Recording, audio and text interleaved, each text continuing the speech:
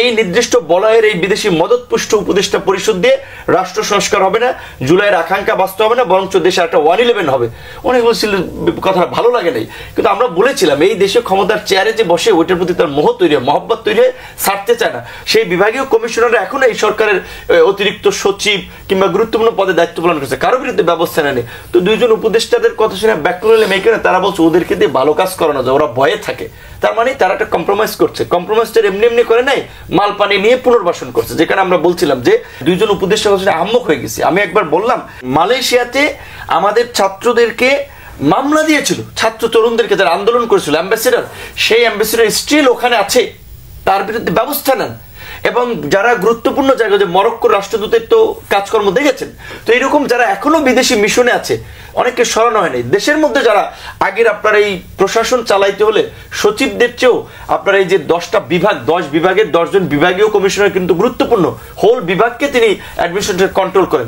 সেই বিভাগীয় কমিশনাররা এখনো এই সরকারের অতিরিক্ত সচিব কিংবা গুরুত্বপূর্ণ পদে দায়িত্ব পালন করছে, কারো বিরুদ্ধে ব্যবস্থা নেয়নি। তো দুইজন উপদেষ্টাদের কথা শুনে ব্যাকরণে মেকেনে তারা বলছে ওদেরকে দিয়ে ভালো কাজ করানো যায়, ওরা ভয়ে থাকে। তার মানে তারা একটা কম্প্রোমাইজ করছে, কম্প্রোমাইজটা এমনি এমনি করে নাই, মাল পানি নিয়ে পুনর্বাসন করছে। যেখানে আমরা বলছিলাম যে এই আমলাতন্ত্র থেকে শুরু করে ব্যবসায়ীদের সব ক্ষেত্রে পুনর্বাসন করা হচ্ছে। এমনকি আপনি এই বিপ্লবী ছাত্র নেতাদের কথা বলেন, ভাই মঞ্জু ভাই ঠিক আছে, সিম্পাথি থাকতে পারে, সিম্পাথি আমার চেয়ে আরো বেশি ছিল না, কারণ এই ছেলেদেরকে বলা চলে তাদের রাজনৈতিক ভাবে তৈরি করেছে বিশ্ব। হ্যাঁ, মঞ্জু ভাই সেখানে ডোনেশন আছে, মঞ্জু ভাই আমাকে দিয়েছিল, আমি ওদেরকে দিয়েছি। এই যে ইশরাক ভাই, তাবিদ ভাইদের কাছে পয়সা নিয়ে এদের বাসা ভাড়া দিয়েছি। বিএনপির নেতাদের এই আন্দোলনের মধ্যে বলছি যে আমি তো জানি যে এই তাদের ডিভাইস চেঞ্জ করা, নতুন ডিভাইস কিনে দেওয়ার টাকাটা দিল্লি থেকে সালাউদ্দিন ভাই এখানে পাঠিয়েছিল, ওই আপনার বরকতুল্লাহ বুলু পলাতক আরেকজনকে দিয়ে পাঠাইছে, নতুন ডিভাইস কিনে দেওয়া লাগবে, ওই টাকাটা পর্যন্ত পৌঁছে দিচ্ছে। আর আজকে তার মাস্টার মাইন্ড এবং এই সমস্ত মানুষের নাম তো তারা জীবনেও নেবে না। তারেক রহমানের সাথে আলাপ করে আন্দোলনে কিভাবে ছাত্রদল, যুবদল, ঢাকা বিশ্ববিদ্যালয়ে যেদিন হামলা হয় ছাত্রদল যেন ব্যান করার মতো দাঁড়িয়ে থাকে, ওই দিনই ছাত্রলীগকে বিতাড়িত করতে হবে। এই সমস্ত ফর্মুলা আমরা দিয়েছি, আমরা সেটা ইমপ্লিমেন্ট করেছি। আজকে বলছি যে এই জন্য বলছি যে আমরা অনেক কিছু জানি, বলতে চাই না, কিন্তু মঞ্জু ভাইয়ের কথা প্রেক্ষাপটে বললাম আমাদেরও আবেগ ভালোবাসা ছিল, কিন্তু গত কয়েক মাসের যে আচরণ এবং সবচেয়ে যে সরকার প্রতিনিধি বলো, আমরা তো আপনি আমার বক্তব্য দেন শুরুর দিকে পাবেন, আমরা বলেছিলাম প্রধান উপদেষ্টা জাতীয় সংলাপে একমাত্র আমি সবার উপস্থিতিতে বলেছিলাম রাজনীতিবিদদের মুখ কালো হয়ে গেছে যে 2 ইয়ার্সের জন্য সবাইকে নিয়ে ন্যাশনাল গভর্নমেন্ট করেন। এই নির্দিষ্ট বলয়ের এই বিদেশি মদতপুষ্ট উপদেষ্টা পরিষদ দিয়ে রাষ্ট্র সংস্কার হবে না, জুলাইয়ের আকাঙ্ক্ষা বাস্তব হবে না, বরঞ্চ দেশে একটা 111 হবে।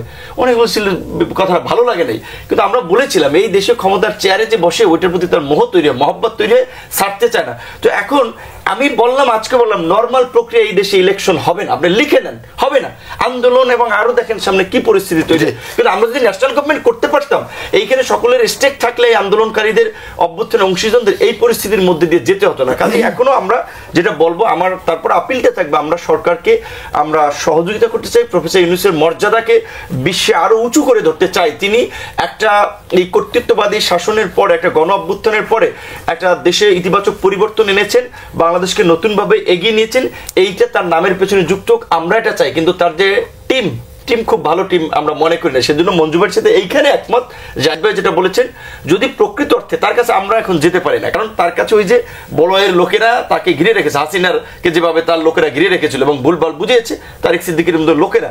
তো এখন এইখানে যদি উপদেষ্টা পরিষদ পুনর্গঠন না হয়, তাহলে এই সরকারও আপনার, আমি মনে করি একটা ব্যর্থ সরকারে পরিণত হবে এবং দেশ আরেকটা সংঘাত বা সংকটে পড়তে পারে।